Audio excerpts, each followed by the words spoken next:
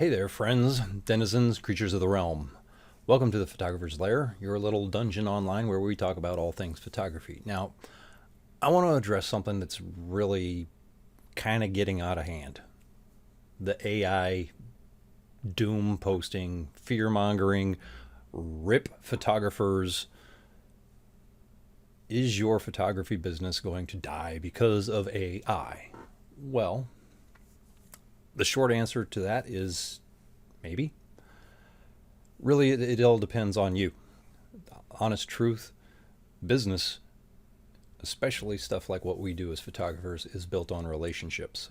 So the more you focus on that, the less impact AI is going to have on your business. Now, whether you hate everything about AI or kind of think it's cool and might tweak it a little bit and use some of it for your work, which is probably the direction I will take, or whether you love everything about AI and want to dive into learning all the different prompts that make your images look amazing through AI, go for it. But lean into it and be more of who you are. Be yourself, be true to yourself, and show up for your customers.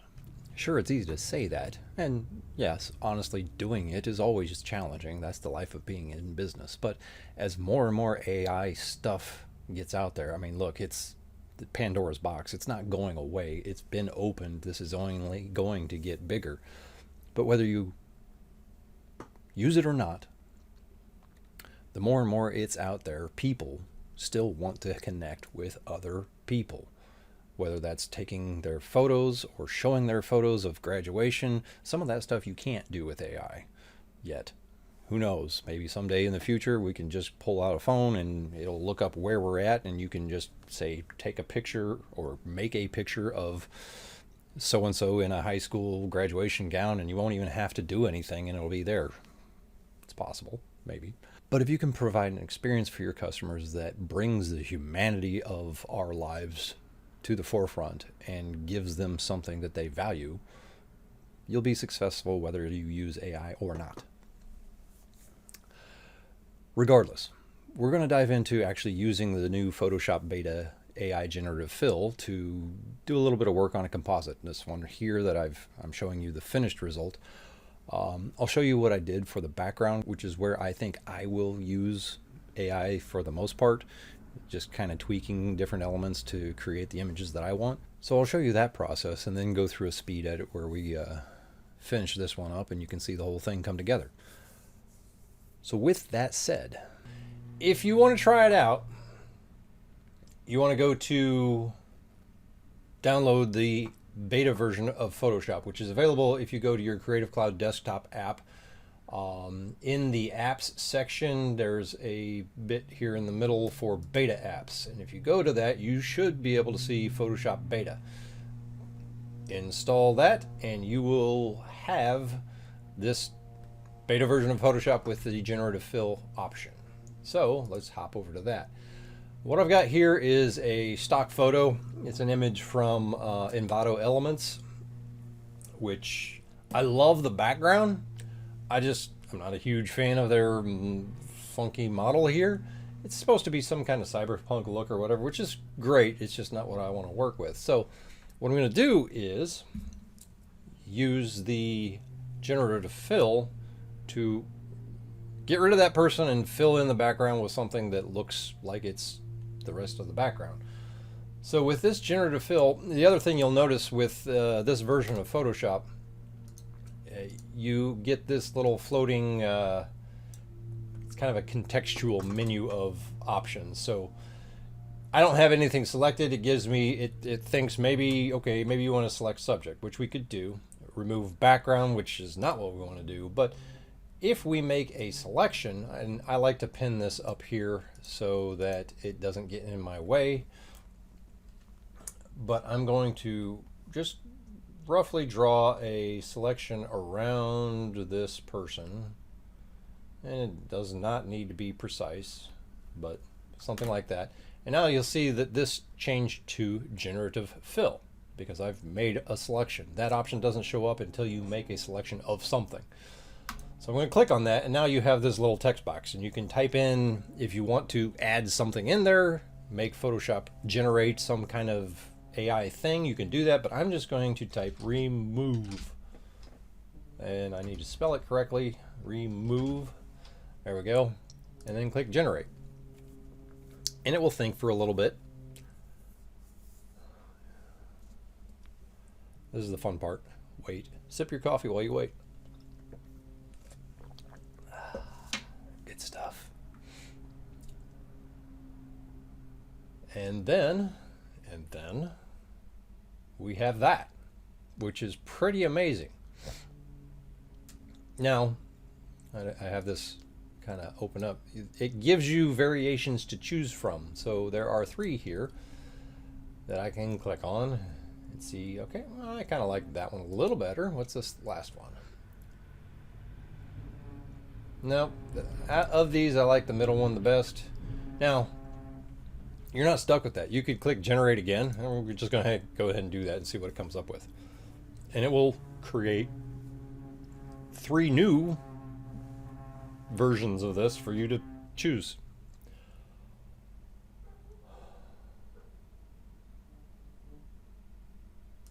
All right, now what do we got? There's that. There's that.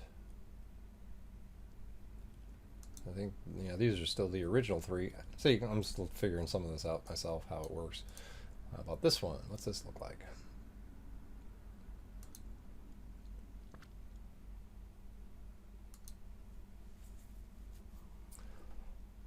Yeah, again, I think I like this one the best, so we'll go with that. All right, so now we've got this little car here, and I kind of want to get rid of that too, so I'm going to go back to the background layer and just draw. I want to get rid of the shadow portion of it, kind of in there, and this is blurry and whatever, so I'm not super concerned about it. I just want to fill it, and I'm not going to type anything and just click generate. And it should come up with something that will fill in that space. Might need some tweaking, we'll see.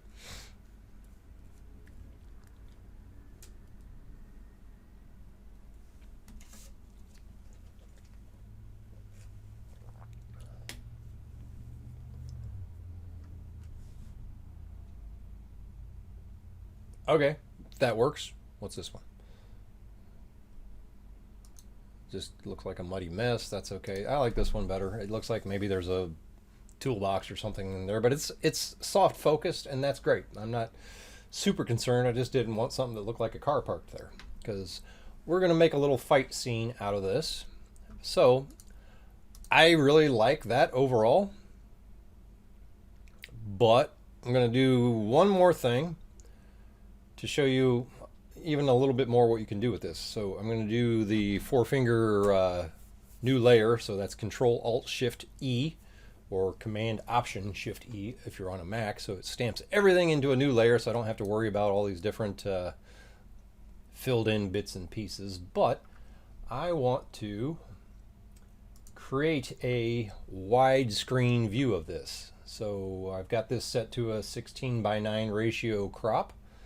I'm just going to drag this out and then recenter this, and I want that actually to be pretty well centered, like so. Check it. And now I want to fill in these 2 white bars on the side that are the extra bits that I don't have. So I'm just going to use the rectangular selection and just come over here on the left side. I'm going to go outside of where this pillar's bottom post is. Just click Generative Fill and generate. I'm not going to type anything extra to this. We're going to see what it comes up with.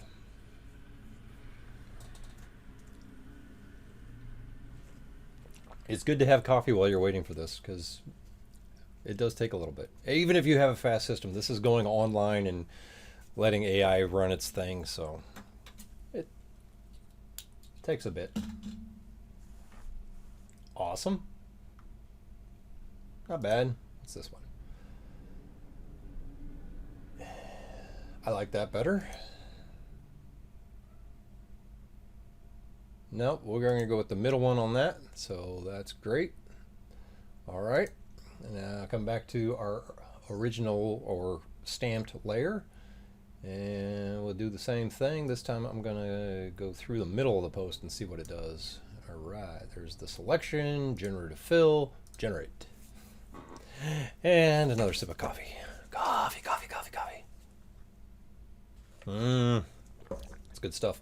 If you're local to Indianapolis, Greenwood, Indiana, Strange Brew Coffee House off of 37 and Smith Valley Road. Awesome place. They've got some great coffee. You need to go check it out. And no, they didn't pay me to say that. It's just, I love it. Oh, hey, that looks awesome. I like that. What's this? We'll just check the other ones just in case, but I really dig that. Just some kind of weird whatever hanging out there. Okay, that's not bad either. Kind of like the weird white balloon thing that's back there. Just some element that makes you wonder what's going on. I like it. We'll go with that. Excellent. So there we have our new background. And that's, for me, what I think I will use AI for the most. Because, and I'll show you this. I'm going to stamp everything into a new layer again, Control-Alt-Shift-E. And we're just going to say, okay, let's have Photoshop create something for us and see what it does. I'm just going to make this selection here. No idea what's going to happen, but generative fill, and I'm going to say zombie. There's probably more text I should add to that. Creepy zombie walking towards the camera. I don't know. We'll see. It doesn't like creepy stuff, apparently. Okay. Okay. Wolf walking towards camera. See what it does with that.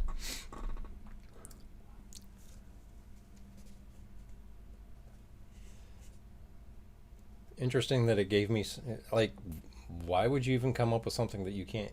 Oh well, whatever. Thank you, Photoshop.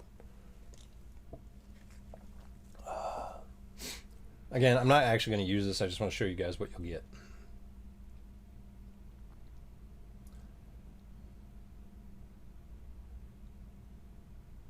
See?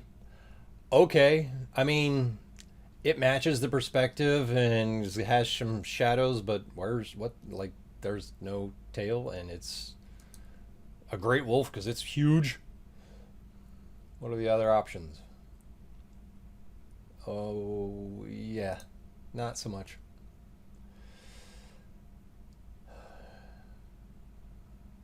Oh, gosh. See? Nice try, but no. So if you're wanting to dive into working with this stuff in AI, that's really the basics of it. It's not that hard. So give it a shot. Let me know what you come up with. And if you have questions or need help with any of this stuff, shoot me an email. You can reply to this email and it will come directly to me, my actual inbox. If you found any of this interesting or helpful, please like and subscribe because it helps with all the whole YouTube stuff, you know? It's kind of what this is all about. Also, if you need help getting started with Photoshop, check out my beginner's guide to Photoshop in the description. So, now we have that. What am I going to do with it?